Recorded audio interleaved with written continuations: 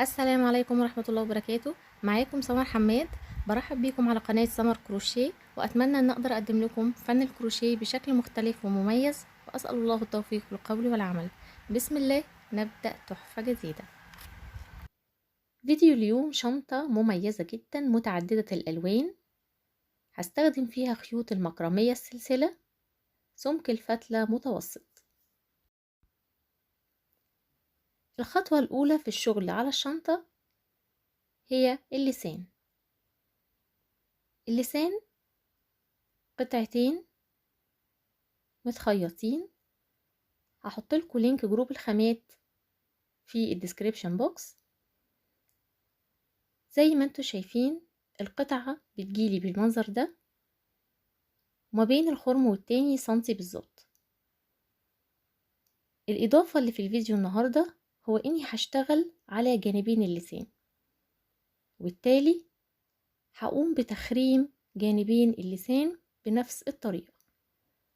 ولكن قبل الخطوة دي لازم أحدد أماكن الأخرام من خلال المزورة أو مسطرة ما بين الخرم والتاني سنتي بالظبط.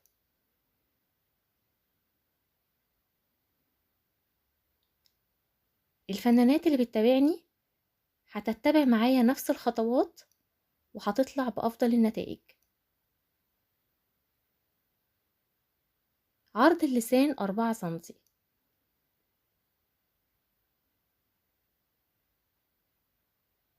وعن طريق الخرامة بأصغر مقاس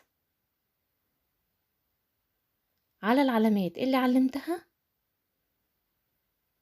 وبمنتهى الحرص ببدأ أخرم.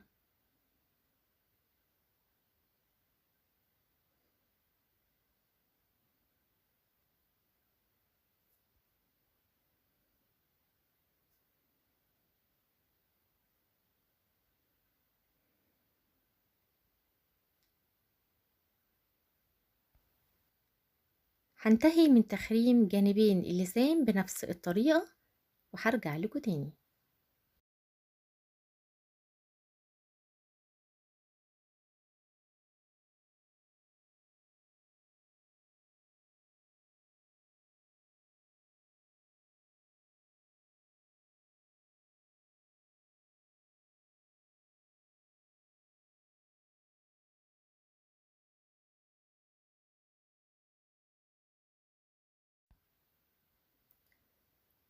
وبمقاس إبرة 3 مليمتر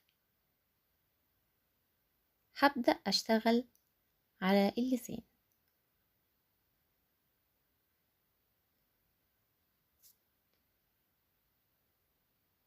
من أول خرم بدخل الإبرة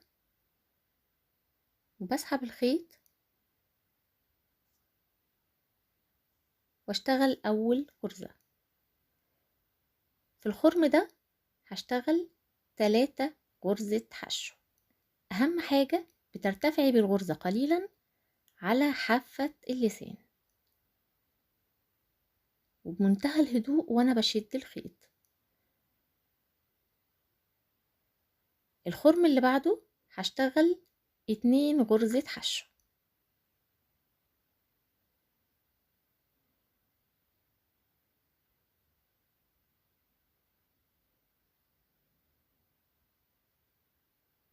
إذن خرم البداية 3 حشو، واللي بعده 2 حشو، واللي بعده 2 حشو. هستمر في الجانب كامل غرزتين حشو في كل خرم.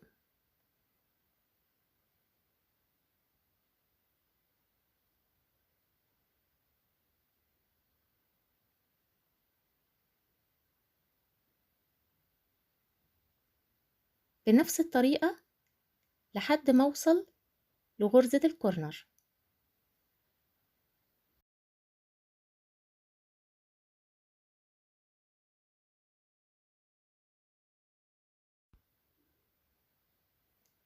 في غرزة الكورنر هشتغل 4 غرزة حشو.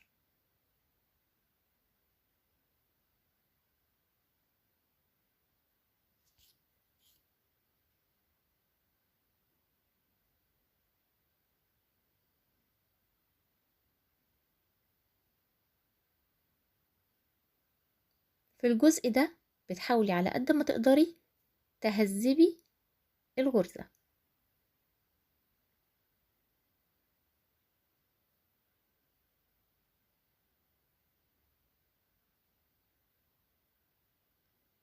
الغرزة اللي بعدها 2 حشو،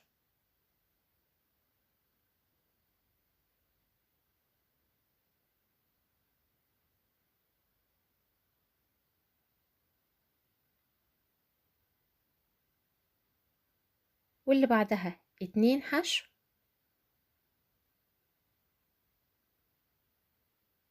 ودول غرز المنتصف.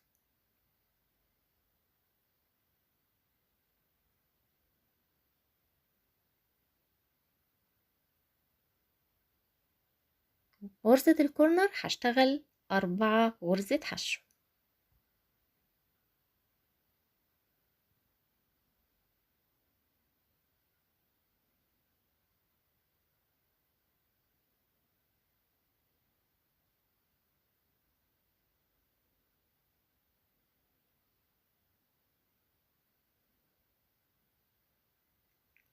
في المنطقة دي بتحاولي ترسمي الشكل بالغرز وتفردي بإيدك زي ما انتي شايفة. هكمل غرزتين حشو في كل خرم على الجانب الآخر من اللسان.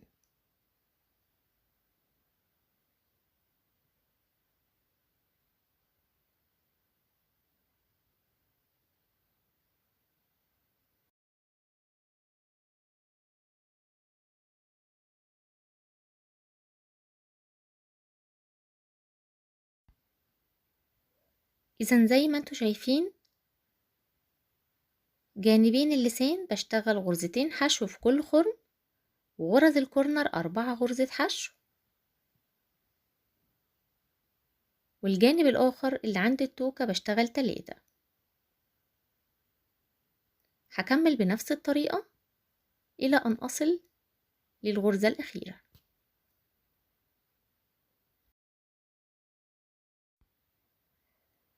ووصلت للغرزة الأخيرة هشتغل فيها 3 غرزة حشو.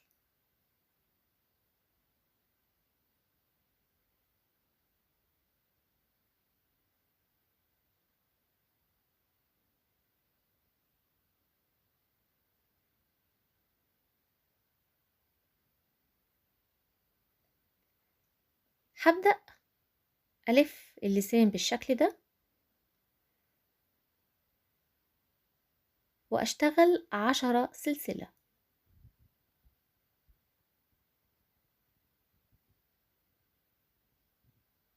ال10 سلسلة ما يعادل عرض اللسان، يعني حوالي 4 سنتي.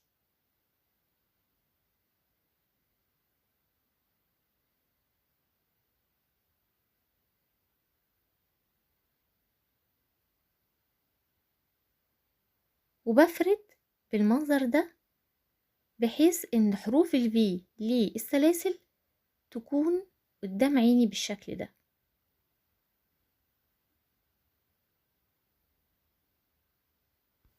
وعشان اقفل الشغل بشكل احترافي هفصل الخيط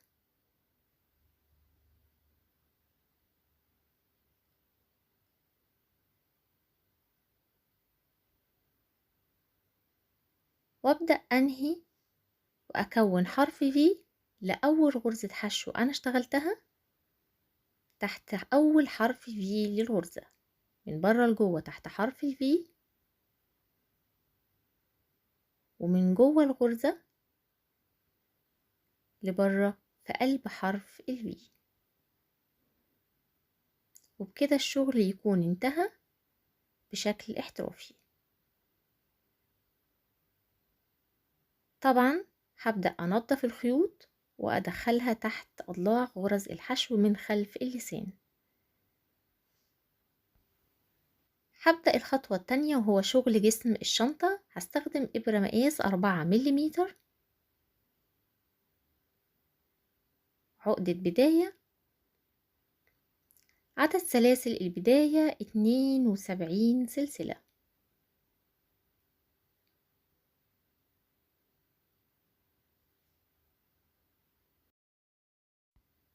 اشتغلت 72 سلسلة،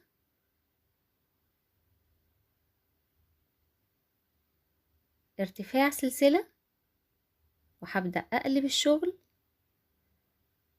واشتغل على الغرز خلف السلسلة في البروز. بدخل بالإبرة تحت الحلقة واشتغل غرزة حشو.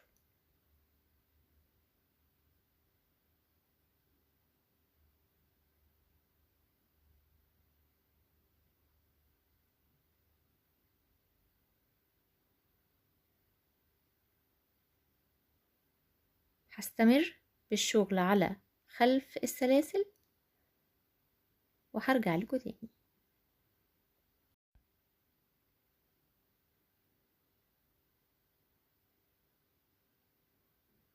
انتهينا من شغل 72 سلسلة.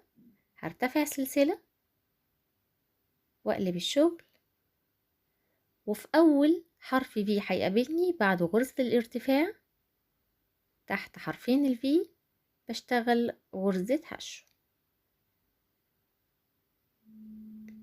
الغرزة اللي بعدها هشتغل غرزة حشو، وفي نفس الغرزة هشتغل غرزة عمود بلفة.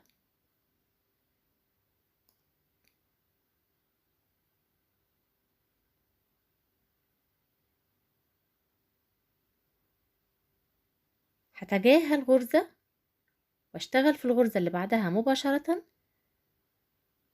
واشتغل غرزة حشو، وفي نفس الغرزة اشتغل عمود بلفة.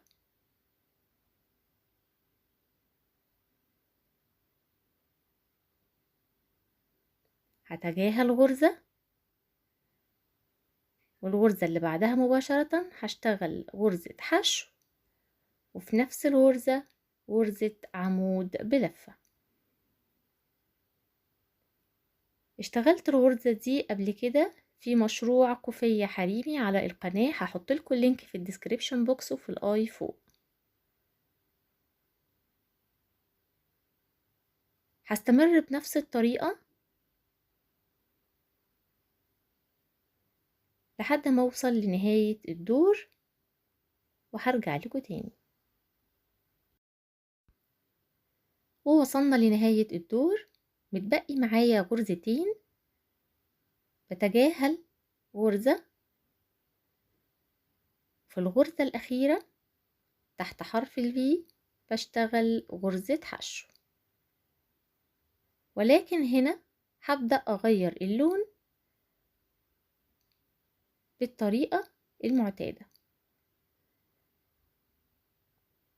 باخد الخيط الأساسي بجيبه ناحيتي وابدأ أكمل شغل باللون التاني.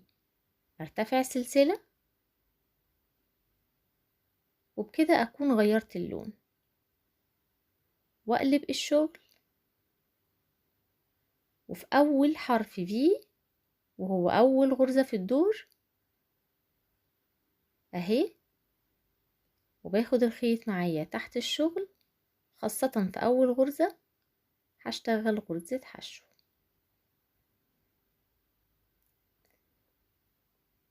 هتجاهل غرزة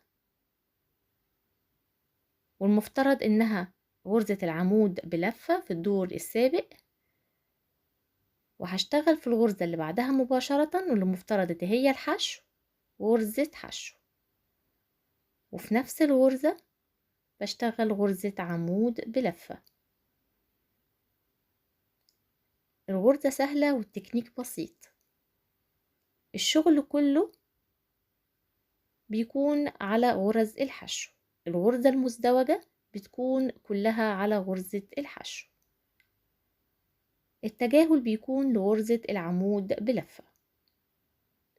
بتجاهل غرزة بشتغل في الغرزة اللي بعدها مباشرة غرزة حشو، وفي نفس الغرزة غرزة عمود بلفة. هكمل بالطريقة دي لحد نهاية الدور وهرجع لكم تاني. وصلت لآخر 3 غرز. بتجاهل غرزة واشتغل في اللي بعدها غرزة حشو، وفي نفس الغرزة عمود بلفة، وهيتبقى معايا الغرزة الأخيرة بشتغل فيها غرزة حشو. إذا في كل دور بدايته غرزة حشو ونهايته غرزة حشو. وهنا هغير اللون للون الثالث بنفس الطريقة الخاصة بتغيير اللون، وبجيب اللون الأساسي واجيبه ناحيتي عشان أنا برتفع بيه وما بفصلهوش. برتفع سلسلة واقلب الشغل، وبنفس الطريقة في الدور السابق هكرر الشغل. أول غرزة حشو في الدور، وباخد معايا أول غرزة في الخيط واشتغل غرزة حشو.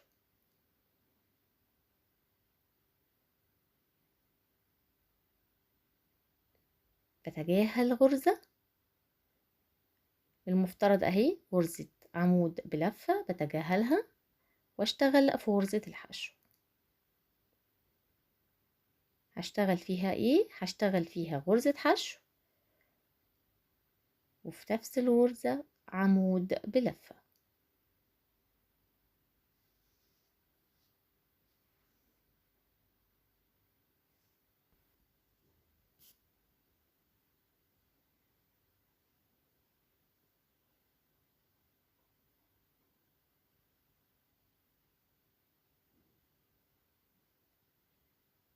هكمل بنفس الطريقة لنهاية الدور بنفس الخطوات وهرجع لكم تاني.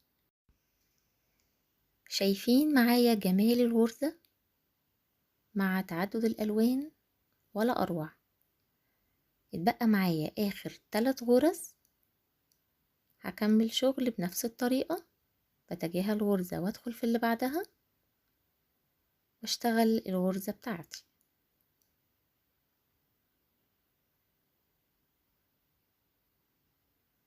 آخر غرزة هشتغل غرزة حشو، ولكن هنا هبدأ أغير اللون للون الأساسي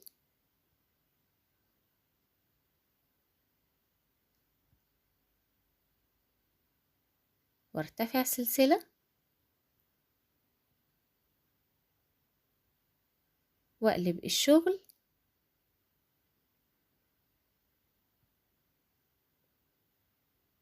وهشتغل سطر كمان بنفس الغرزة. في أول غرزة هشتغل غرزة حشو، هتجاهل غرزة وادخل في اللي بعدها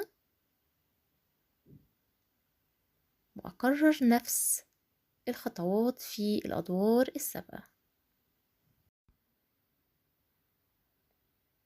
هرتفع سلسلة وهقلب الشغل،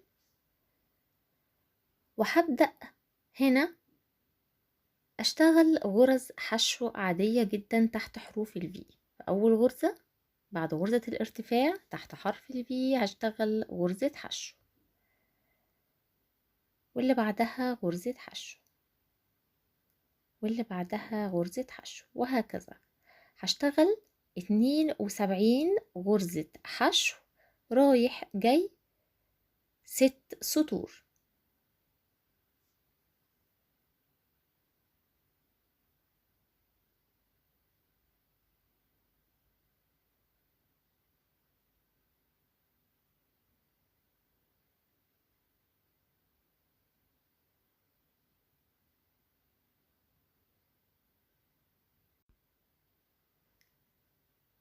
وانتهينا من شغل 6 سطور من غرز الحشو زي ما انتوا شايفين.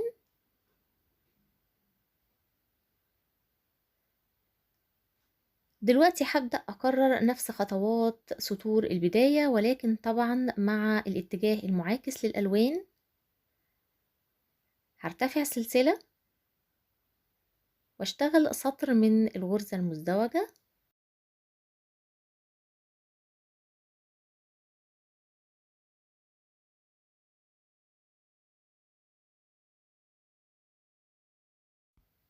وانتهينا زي ما انتوا شايفين بنفس النظام ونفس الخطوات مع تغيير الألوان بشكل معاكس. هرتفع سلسلة واشتغل آخر سطر في القطعة وهو هيكون عبارة عن غرزة حشو. ابتديت القطعة بسطر غرزة حشو وانتهيت القطعة بسطر غرزة حشو.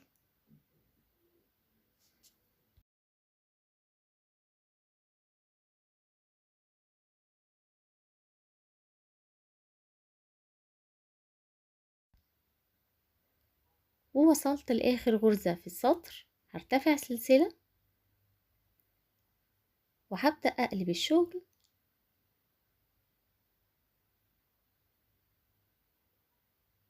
وفي أول غرزة تحت حرف ال V هشتغل منزلقة.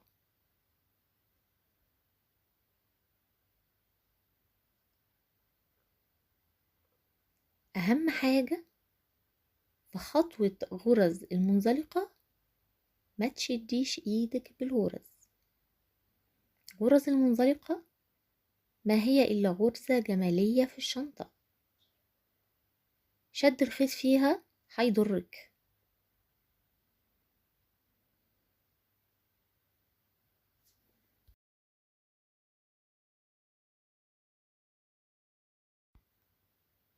ووصلت لآخر غرزة في السطر، بشتغل غرزة منزلقة وهنا هيقابلني منطقة ارتفاعات الغرز في كل سطر.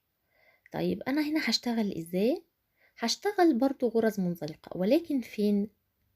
في الفراغات تحت كل حلقة مقابلة زي ما انتوا شايفين كده. أتمنى تركزوا معايا. أهم حاجة تهذيب غرز المنزلقة في المرحلة دي على قد ما تقدري. تحت كل حلقة بتقابلك بتشتغلي غرزة منزلقة. هكمل شغل غرز منزلقة على باقي القطعة إلى أن أصل لأول غرزة منزلقة اشتغلتها.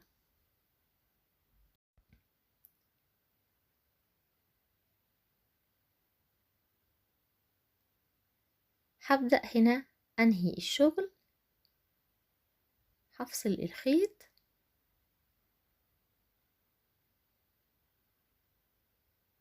وعن طريق إبرة التنظيف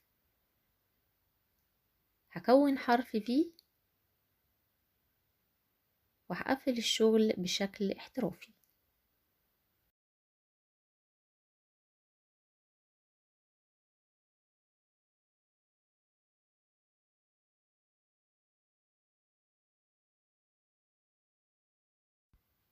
انتهيت من شغل القطعة.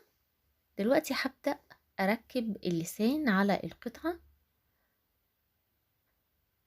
وده هيكون بالطريقة دي. طبعا الكبسونة بتكون خارج القطعة مباشرة، بتبقى كده بالشكل ده. وهبدأ من هنا أثبت. طيب التثبيت هيكون عن طريق ايه؟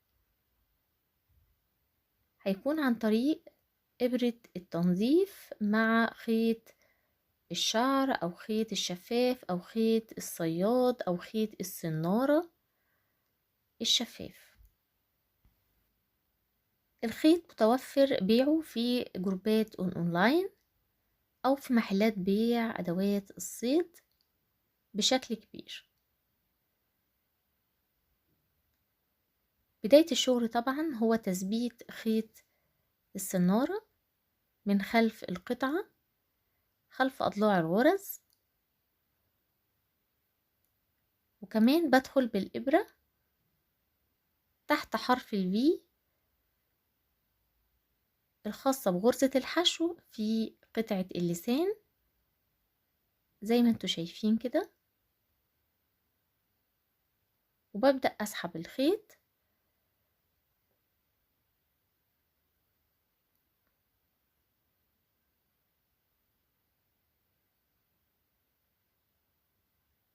وفي الغرزة اللي بعدها مباشرة تحت حرف ال V ببدأ أخيط وأثبت بالشكل ده. وفي الحالة دي الخيط مش هيكون ظاهر تماما. بنفس طريقة التثبيت هبدأ أدخل وأخرج على ضلعين اللسان والمنطقة كاملة.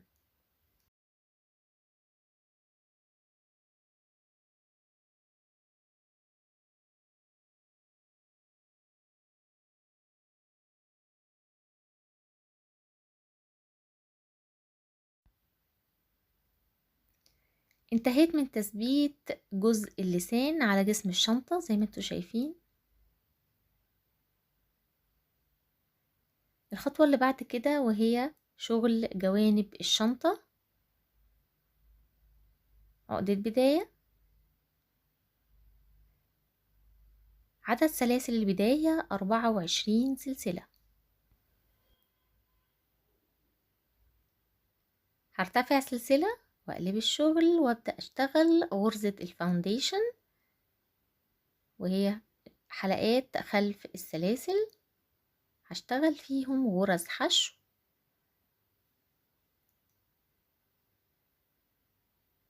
وجوانب الشنطة كلها هتكون عبارة عن غرز حشو.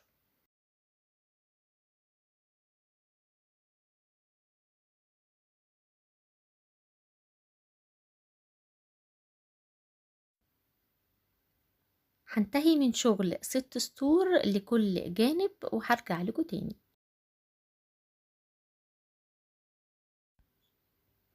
هبدأ دلوقتي أركب جانب الشنطة.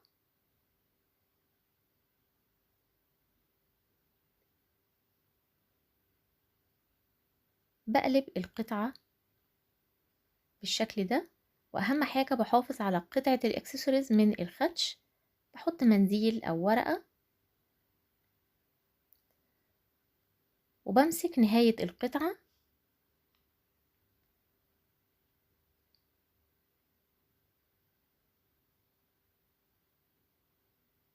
وابدأ تركيب الجانب.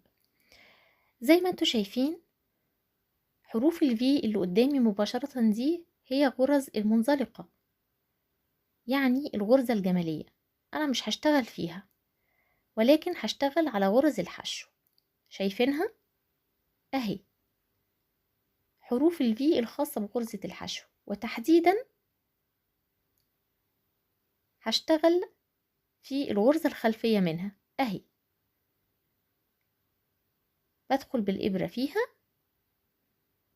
وبسحب الخيط من الجانب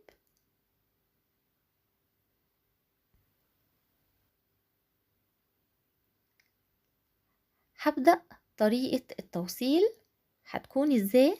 البداية من الحلقة الخلفية في جسم الشنطة وبدخل في الحلقة الأمامية من قطعة الجانب بالشكل ده الأمامية، وبسحب الخيط وأخرج من جميع الأماكن بغرزة منزلقة أهي. تاني بدخل الحلقة الخلفية في جسم الشنطة وكمان الحلقة الأمامية، دي أمامية ودي خلفية. أنا بدخل في الأمامية وبسحب الخيط وأخرج من كل الغرز بغرزة منزلقة. هعيدها معاكي تاني. الحلقة الخلفية من جسم الشنطة وبدخل في الحلقة الأمامية من قطعة الجانب اهي، واسحب الخيط واخرج بغرزة منزلقة. سهلة جدا، واهم حاجة بغرز المنزلقة ما تشديش ايدك.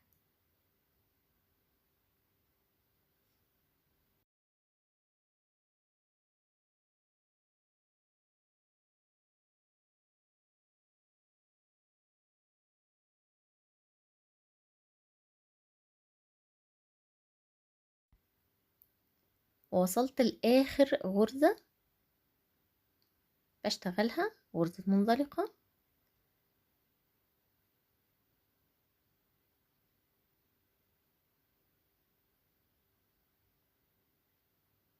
واهم منطقة هي ربط القطعة ب3 جوانب. هشتغل فين؟ بدخل في الحلقة الخلفية من جسم الشنطة. طيب هنا مفيش حروف في، هشتغل فين؟ هنركز مع بعض. انا هنا المفروض شغالة 6 سطور، يعني مفترض هشتغل 6 غرز. شايفة الحلقة البارزة دي؟ انا بدخل فيها وبعتبرها هي الضلع، او بعتبرها الحلقة الامامية اللي اشتغلت فيها في السابق.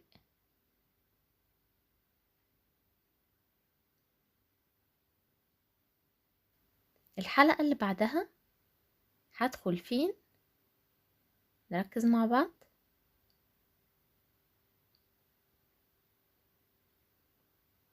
الحلقة دي لأ، بدخل في الحلقة اللي من الخلف.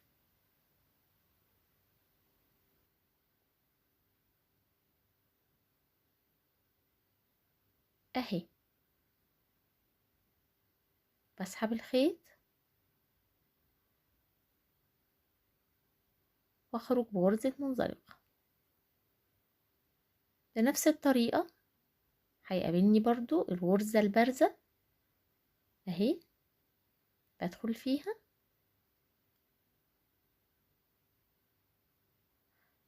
وهكمل بنفس الطريقة لحد ما انتهي من الجانب.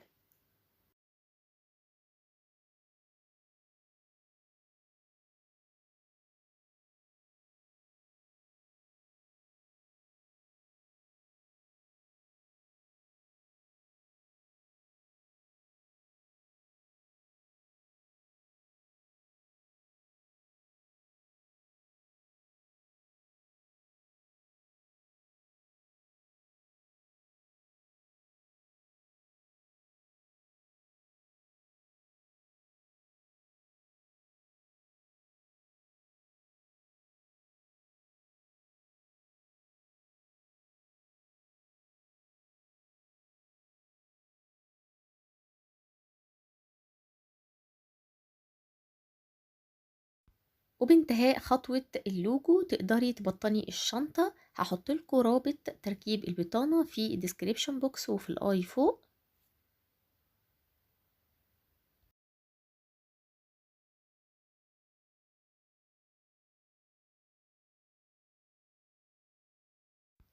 مقاسات الشنطة: طول 20 سنتي، عرض 13 سنتي، وزن من 420 ل 450 جرام من خيط السلسلة.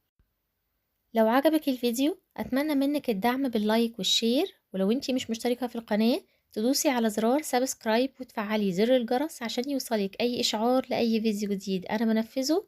أكون سعيدة بتعليقاتكم تحت الفيديو، وأتمنى تقولولي بتشاهدوني من أي بلد.